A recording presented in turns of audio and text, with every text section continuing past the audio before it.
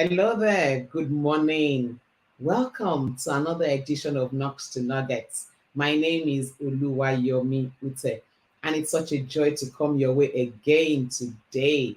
Every time I come on live, I'm just so grateful for the gift of life and for the gift of health. Two things without which I won't be here, and obviously, you also will not be able to join me. We thank God for keeping us alive to see today. And I want to say a big thank you to every single person joining me live. I don't take it for granted at all. I appreciate a share of your time. Like I will always say, like the video, share it, let somebody out there know that there is something called Knocks to Nuggets. And if you are watching thereafter, I want to say a big shout out. Thank you so much for watching. Again, like the video, share it. Let's spread the word. Let's let people out there know that there is value on this channel. So today we are continuing and we have had two awesome sessions with my guests. And we thought it was going to be two, but it had just to be three, looking at child development. So it's taking us through the various stages, what to expect. And today we are crystallizing and we are going to wrap it up, not because we are exhausted, but because we have just got to wrap it up by looking at the impact of technology on child development. And again, with me in the house, this time is like I practically kidnapped him. He's on the road, but he had to pack to do this. And I don't take it for granted at all. Like you already know, you've met him. He's a child psychologist. He has a master's in developmental psychology with research focus in child psychology. He has been involved with children at various levels, and we must maximize it. So just join me today and let's receive back in the studio. Thank God, Ocheho. Hey, Good good to morning. have you. You too. Good to see you again this morning. Good morning, everyone. Thank you so much for being here. Even though I had to make you park and do this even in your car, I don't take it for granted at all. It's fine. Now, It's fine. we've looked at the various developmental stages in children. You have told us what to look out for and how to handle the various stages. But one of the things that is bugging us most now, which is where I'm just coming to you straight on, is the impact of technology. Technology in all its shapes, the media, the internet, everything technology. Children appear to be growing faster than our own generation. Hmm. Things a 2 year old will talk about, maybe I was almost 8 or 10 before I even heard about it, if I did at all. How do we handle this huge impact of technology on child development? Okay. Good morning once again. Thank you for inviting me. Let me start by saying technology is good. There's nothing bad about technology. It has its Mm. some positive side. Just to establish this reality so that people understand that technology in its entirety is not bad. And it's important for people to know this aspect because when we are looking at impact of technology, the impact can be positive, it can also be negative. But because we are talking about children, it's important for us to understand what it is. And the first thing which I always establish when it comes to either parenting or it comes to working with children is that relationship. And that's why the our program that we are having this year edition, we are focusing on relationship, the most important thing in child development, relationship. It is the foundation. And we all know how important foundation is in any building. So once there is relationship, it helps you to be able to build every other thing you want to build. What am I trying to say regarding or correlating this with technology? Is the fact that children are social beings. Children are human beings. Children should be attached to people, not to things. So the Mm. moment we are able to establish this fact at the tender age in which they are growing up, it helps us to be able to let them less use of technology at that age and more use of interaction with human beings.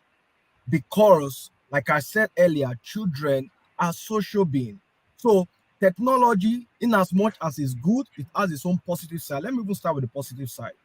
So one of the things about technology that it does for children is the fact that it exposes them to a lot of information, whether good or bad. But because you are parent, you want to expose them to good information. So it exposes them to a lot of information.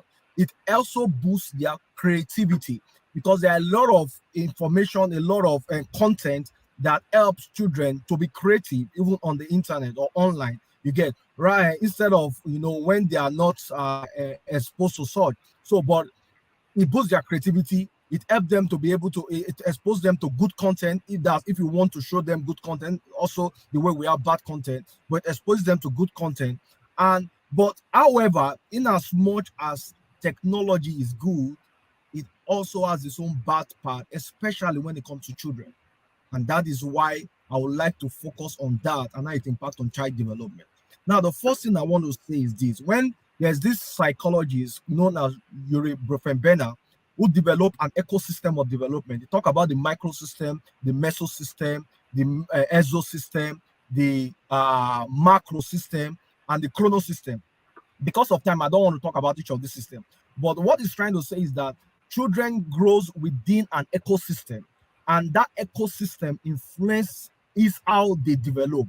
And there is this particular one, which is the last one, that is related to what we are talking about. It talks about the chronos system.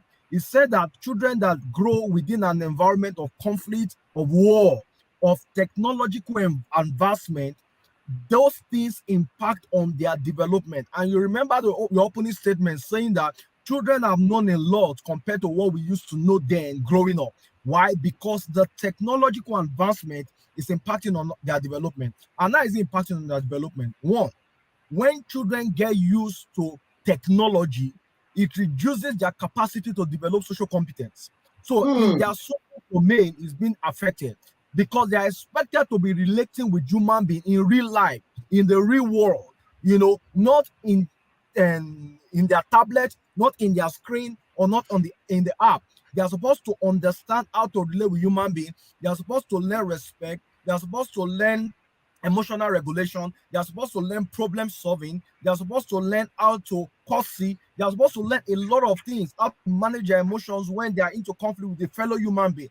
But with technology, it reduces their capacity to be able to learn all of this because they are just looking at certain people behaving in a certain way, and they are not unable to understand what happened in the real world. So when you place them in real world, because they have not engaged with human being physically, they find it difficult to be able to engage with real human being in the real world. So one of the things technology does is that it impacts on their social competence and their social skills. Another thing it Hmm. does is it makes them to live what we call this sedentary lifestyle, where they are not engaged physically in physical activities, and it began to impact their physical development. So you have issue of obesity growing us among young people in the society because they are always sitting down with technology. They don't have time to do exercise. They don't have time to go out to play, to have fun, to relate with other people. They're always indoor. Those days growing up, the kind of game we engage in is outdoor game. And that Yeah. outdoor, when we talk about, in our own climb, we talk about game like Tente, game like Sway. These are outdoor game that individual cannot just do alone. You have to do within Yeah. the social environment and with other people. So you play with them, you learn with them, you understand how you fight, you settle, you agree, you disagree, you learn conflict, how to regulate your emotion, you learn how to solve problems. So this happen within the social content. But right now, we have a lot of games that are indoor. You can be alone playing the game. You are sitting for long, and you see a lot of young people crying about back pain, and that also is affecting their development. Another Hmm. thing again is what we call social learning theory, which leads to imitation. So whatever children imitate a lot, especially role model or their caregiver. So one of the things technology does is that it impacts on their ability not to be aggressive, impact on the ability to be aggressive, because quite a lot of content that they watch, most of this content are violence content. And because children imitate, so once they see this thing, they feel that is what is they're expected to do. They feel that this is the behavior that is expected in real life, and they begin to imitate such behavior. And you see them aggressive, and you have a lot of games that have a lot of aggressive content, in those games. So you see how these things impact on their development. What about emotional regulation? So most time when children are angry or when children are throwing tantrum, What we do as a form of shortcut for us caregiver is that we easily distract them with technology. So we give them our phone, we give them our tab to play with. But what you have simply done is that they've not learned how to self-suit themselves. They've not learned how to self-regulate because you are distracting them with technology, and that technology that you are distracting them with is impacting on them instead of them learning how to self-suit, how to self-regulate, how to express their emotion. You are distracting them with technology. And in the process of time, that technology becomes their coping mechanism. So when they are under stress, the fastest way to reduce the stress is to engage and hook up in technology. And in the process of time, most of them begin to get addicted to it. You see the process of addiction. Addiction does not just start in a day, it's a process. So you take them through that process, beginning from the point in which you start distracting them, and they see that as a coping mechanism. And from coping mechanism, it leads to what? To addiction. So you see different ways in which technology is impacting on their development. Also, it's impacting on their brain architecture. And this is very critical. Children have developing brain.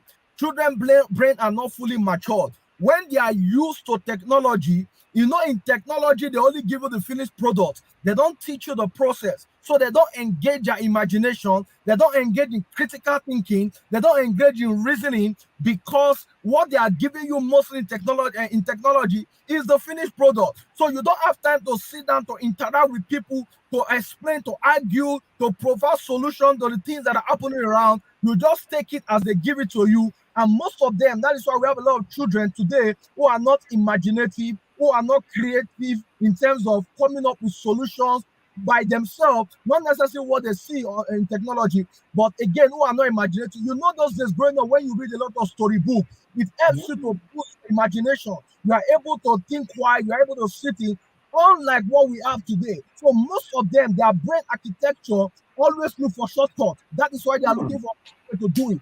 They can't engage in mental prowess, in things that require mental, tasks. So because they are used to technology, they are used to getting it sharp, sharp, sharp, sharp. So we live in a generation that is looking for things sharp, sharp, sharp, sharp. If I'm looking for information, I just go to Google. Once I get those information, I don't need to analyze. I don't need to look at it critically. I just absorb the information. So it's impacting on their brain development also. So it's important for us to understand because in terms of cognitive development, children between the first 7 years of their life, they have not started reasoning in a logical way.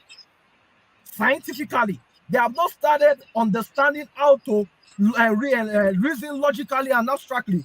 So they always absorb whatever they see or whatever they hear. So that is the process in which you now begin to condition them to behave in a certain way. That is why most things that we expose them in technology, if we don't monitor it very well, it conditions them to behave in a certain way. So it's critical for us to understand this aspect. Hmm. Wow. I'm sure I can see various various reactions. And what you are saying is so true. And while you were talking about it, I was putting on my imagination and wondering, so what do we do? Because if you don't give them in the house, they'll go to their friends who have it and take it from there. And then you that refuse to give it to them in the house now looks like the wicked gaga, the wicked daddy or mommy or caregiver. What do we do? How do we manage this huge impact of technology? So the first thing I will say is that, especially for the first 3 years, do more of interaction, more of relationship, because let me tell you, for every behavior a child begins to develop is in the seed form. It's in the seed form. So for instance, if a child wants to learn how to relate, a newborn begin to learn how to relate. So exposing them to technology at that early age, you have cut off their capacity to learn that skill. They are learning problem solving skill. They are learning cooperation. This need to be done with human being in the real world. So don't expose them early enough to technology. Even if you want to let them use technology, let it be sparingly. I don't want to give personal recommendation. Are you understand? Each family has their own, Yeah, unique way they want to that's raise their children and all of that. But what I'm trying to say is that we must first at least the first 3 years, don't let it just be once in a while that you do more of interaction, more of play, more of relationship with them. You can't expose children early. One of the things is that children grow within a social context. I've seen parents, and I'm telling you, this is based on therapy that I conducted with a particular parent, that the child could not speak early.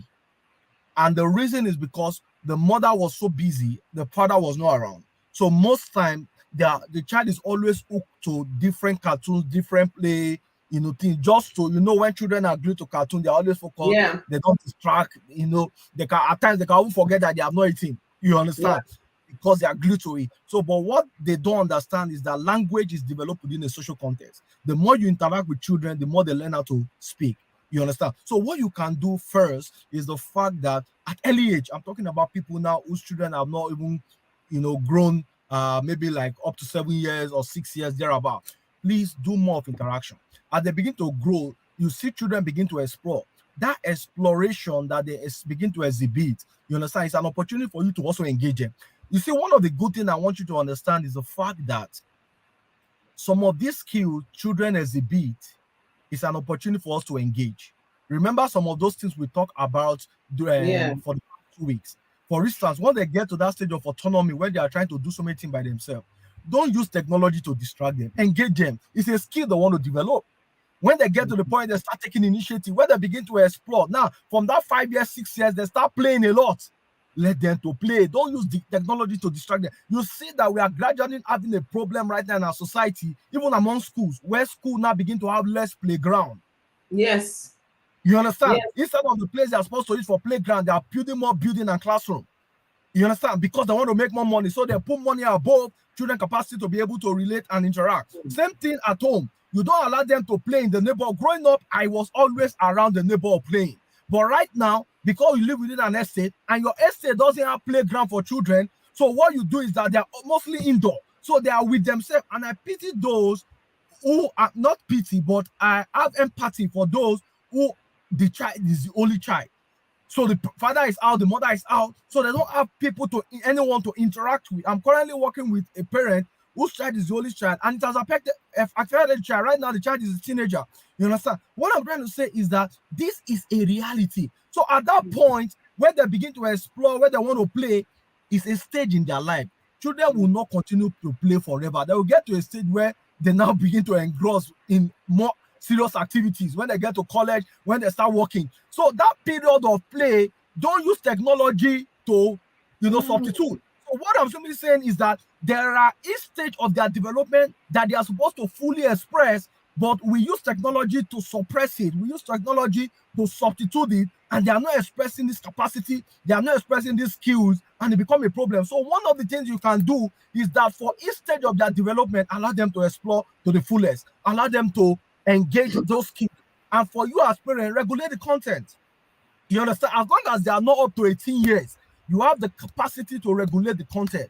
Because whatever you teach for the first 18 years help to build the foundation. After 18 years, they begin to make decisions for themselves, more responsible decisions. But those decisions will be based on the foundation and things you've shown over the years. So it's critical for us to be able to understand this aspect. So many things you can do, regulate it, regulate the content, have access to whatever they are watching and whatever they are seeing, as long as they are still less than 18 years. You understand? Have access to it, but do it stage by stage. For instance, when they get to teenage stage, you can't be using control and command. What you can begin to do now is, ain't as much I want to have access, but it should be more of relationships, so that you don't look as you want to control their life, because that period is a transition into adulthood. They are beginning to develop some level of independence. Once you come in a forceful way, it becomes a problem. Below that age, it is more of conditioning. You are begin to set consequences, teach them about consequences, putting rules at home. If they do this, you give them this. So you can place your route and say once in a week, if it's for screen time, let them do more of reading, do more of interacting with people, do more of visiting places that can boost their cognitive skills, do more of relating with people, so that we can build a society where people learn empathy. You don't learn empathy just by watching. Empathy is something you practice. You don't learn how to share just by watching. Sharing is something you practice. You don't learn how to cooperate just by watching. It's something you practice. How do you solve problem? You learn it by practicing it. So we must engage them in the real world. Let them know what is happening in the real world, not just a world that has been created for your children in screen or by somebody imagination, and they think that is the real world. That is not the real world. Let's take them to the real world and let them begin to engage. Let us take them to the real world and let them begin to engage. You are breaking tables, you are shattering tables. We can't even find the wood of the table anymore, the way you have broken all the table. Because the easiest thing to do for a parent when a child is throwing tantrum is to distract the child. Give the Very child a easy. tap, give the child something. And because of security, whether that's an excuse or not, more for don't even allow them to go out. We want to just stay in their cocoon. But you have opened our eyes to a lot. But I want to ask you this. Now, when they are doing all of this exploratory tantrums and all of that, sometimes when you are regulating content in the house, the child next door is not regulating the parent next door is not regulating content. I give you a practical example that happened to somebody. She had put a, a code on her internet that the child could not go to certain sites. And the child next door came to their house and helped the child to link up to their own internet that had no restriction. And guess what? The child suddenly was again in that world of no restriction. To what extent do you think that parenting courses is important? To what extent do I think parenting courses is important? Just the same way any other course is important. Medical, law, which profession do you want to mention? So parenting is actually a profession. It's a profession. Hmm. Yeah, it's a profession. But are there It depends parenting? on, so the profession now depends on whether you want to use it to make money or you want to use it to develop yourself. Let me ask you this: do you have any program where you actually take time out to teach parents on Yeah, parenting? I do. Okay, so you want to share that with me, because a lot of people have asked me that question and I can send it out to them so that they can engage with you a little more. So let's come back to to this conversation on children and the impact of technology. There are the good sides, there are the bad sides. Yes, you have said so much about that. And then the bit about social learning on the children. You said it reduces their capacity to learn the basic skills. Are there Are there recommended sites that you think parents could go to and the children could still learn those things? Because the truth is this: parents today are torn between their work and their children. And the child closes from school at 2, the father is going to close at 5 or 6, get home 8 or 9. Are there sites that you can say, okay, within this site, you are still safe with your children? You mean for parents to learn or for For children to children, be where children can engaged? explore. Hmm. Okay. Right now there is this raising network, raising children network. Okay. Is boys. There are some videos they will see there, but also you have a lot of articles that they can engage with. Raising children network. They can see some articles, some site there.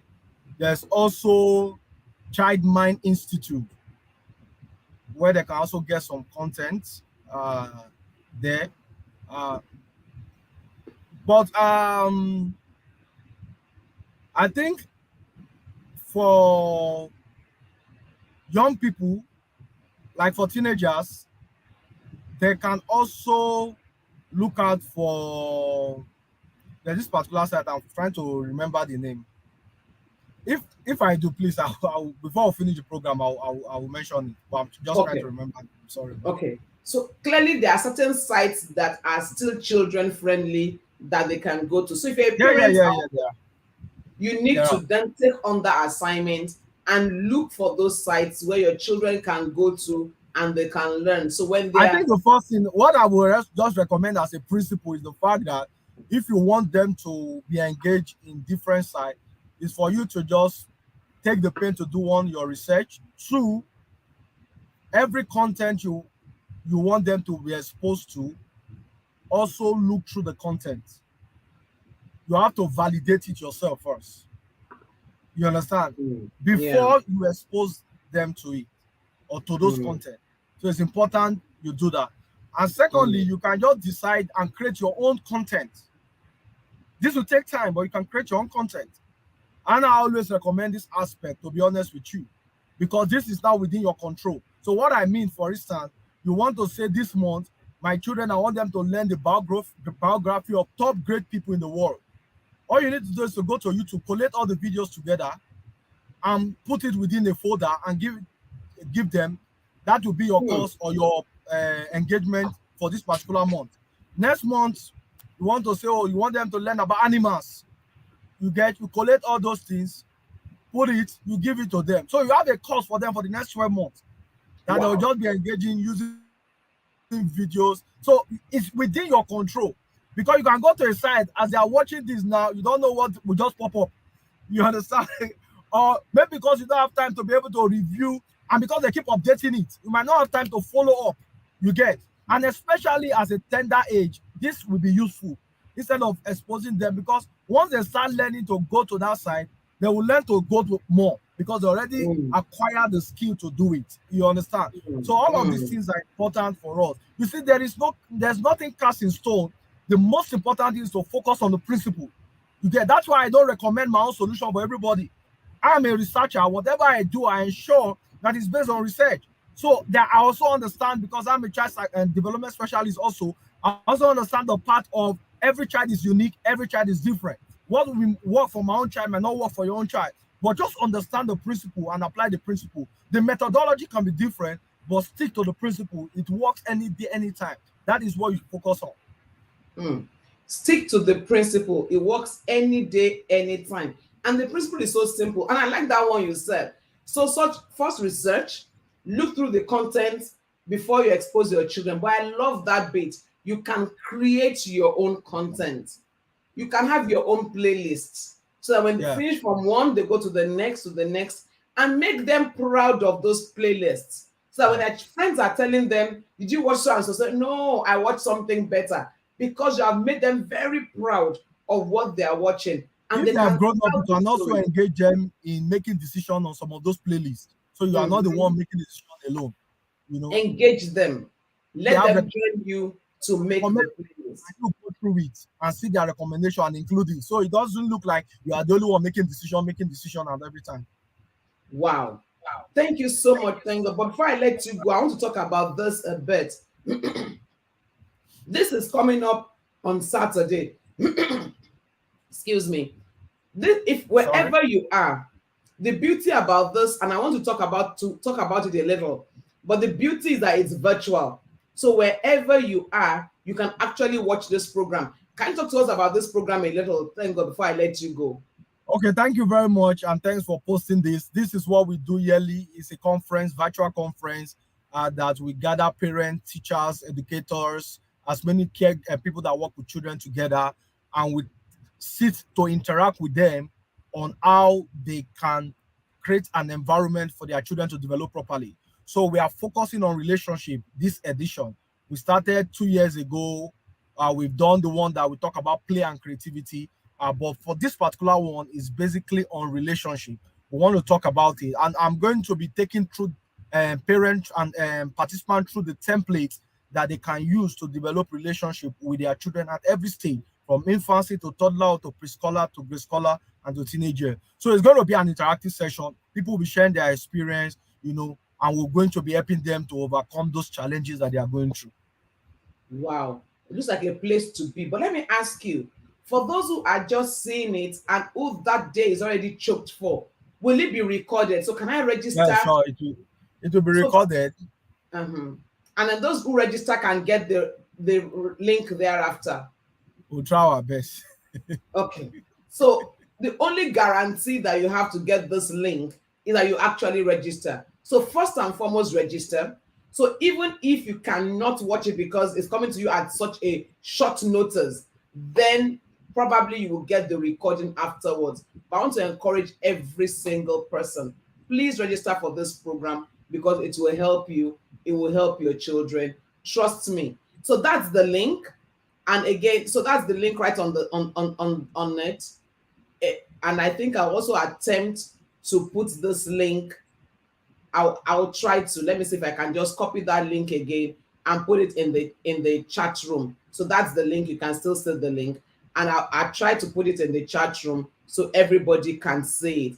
Thank you so much. I truly Thank you, appreciate your ma. visit Thank you, today. thank You've you, done thank you. so much. But let me take your Yeah. final words before I let you go. Okay, my final one, like I'll keep getting back to this. No matter how powerful you see this, the environment, the seed need an environment to develop. So no matter the potential of your children, they need a positive and nurturing relationship and environment to develop. So what I will advise any parent, every caregiver, please let's develop relationship. Children need this. Once we are able to do this, you can go to the bank of their emotion and withdraw what you have deposited in it. But once you have not deposited anything growing up, no relationship, no deposition, and you want to now withdraw, it's a fraud. You don't go to the bank to withdraw money you've not deposited. Wow. As a caregiver, don't be a fraud.